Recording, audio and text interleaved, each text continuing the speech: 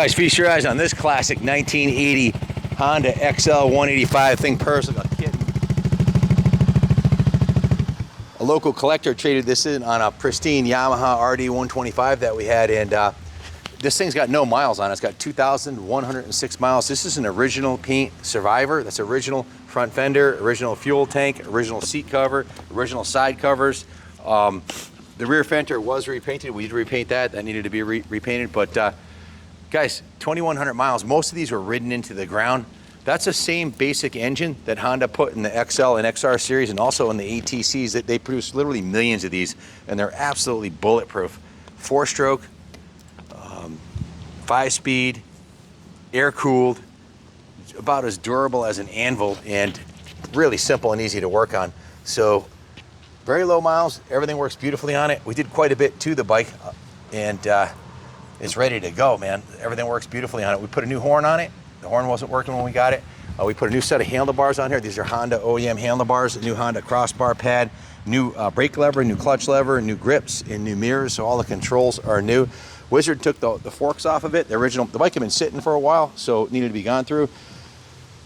Wizard took the forks off, put new fork seals and new fork rubbers on there. While he had it apart, he sent it down to a detail shop, and they polished the aluminum fork lowers, repainted the wheel hub, polished the chrome on the front wheel. Wizard serviced the front brakes, and he put a brand new front tire on it. So I was riding it down the hill here. It got on the front brake pretty hard, and the front end doesn't dive like it did before. It was real soft and spongy before. Now it's got new seals, new 20-weight oil, and it's better than it was brand new. Guys, this is the original front fender.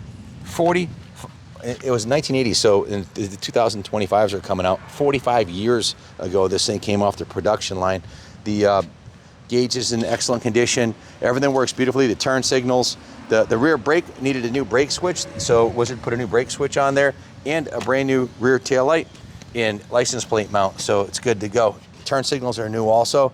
The exhaust was repaired by the previous owner, so you can see a weld mark on there on the exhaust. I'm not sure exactly if there was a little rust on it from sitting, more than likely, is what I would guesstimate. Wizard went right through it. Baking soda blasted the inside of the fuel tank while the tank was off. He sent it down to Woody, and Woody buffed the tank out, put a new fuel petcock on it, new fuel lines, went through the air box. While the tank and seat was off, he steam cleaned it, hand washed it, degreased it, and went through the whole tune-up resurrection process, which is cleaning the air box, putting a new air filter in it, rebuilding the carburetor, putting a new spark plug in it, did a compression test. It was 140 PSI, compression test, perfect.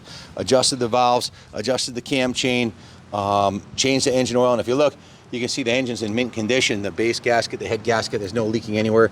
Why? Well, it's at 2,000 miles, right? So these are notoriously bulletproof.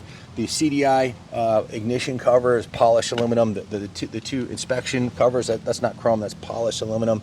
And you can see the detail shop repainted the engine covers in the original cloud silver Honda, touched up the frame rails. Wiz put a brand new gold chain on there, of course. In the detail shop, repainted the swing arm, repainted the shock springs, cleaned up the rear rim, repainted the exhaust, touched up the frame, repainted the kickstand, the foot pegs, and the shifter. So very cool, classic 4-stroke Honda, very similar to the XR series. Again, this was used in 3-wheelers, it used in everything, and that Honda made in that period the same basic engine. The original side covers and decals are intact. This one was touched up a little bit, and there was a crack right here, so that's been previously repaired. I think these are fiberglass. I'm not sure. The originals, I thought they were plastic, but I think they're actually fiberglass. So again, the rear fender was repainted, but the tank, this is original paint.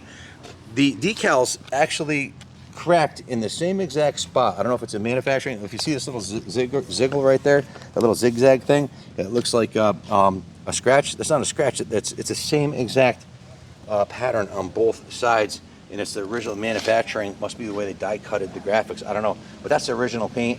The paint's not perfect, but it sure does show real nice. There's a little scratch right here. Couple tiny dings right here, but a couple beauty marks on it, but it's original paint, 2,106 miles, and it's ready to go to a new home. New rear tire also, I forgot to mention that, so completely sorted out. The total work order with everything we did to it between a detail shop and Wizard came to 34 hours, which is way more than I would have hoped it would be, but it is what it is. You know, when you start rebuilding forks and polishing aluminum, and you know, it took 4 days. They stripped the whole bike down, went through everything, repainted a lot of it, and it takes time repainting the rear fender the right way. It's done though, and it's ready to go. I'll do a quick drive-by so you can hear it on the road. Right now she's geared. The factory gearing's kind of low on it. If I was going to use it on the street only, which a lot of people use these as urban transportation, what I would do is I would put a 1/2 larger countershaft sprocket on it. Cost you 15 bucks, and that'll gear it up substantially. It's like having another gear. So let's do a drive-by. Full kick start. It's a little small 185 full. Kick fires right up. Fires it up. Kick.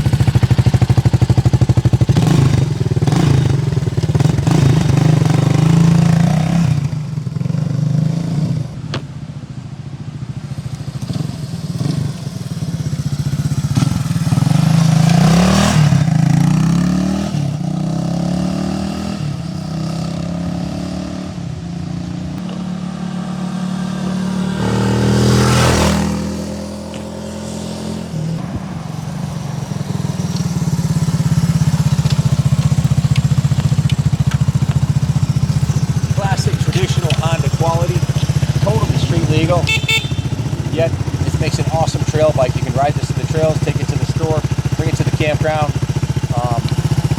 As far as inexpensive transportation goes, because it's an antique and classic, the registration is going to be peanuts. Insurance will be about as inexpensive as you can possibly get on any street legal motorcycle, the small bore and everything, and it's going to go up in value. It's a classic, so from an investment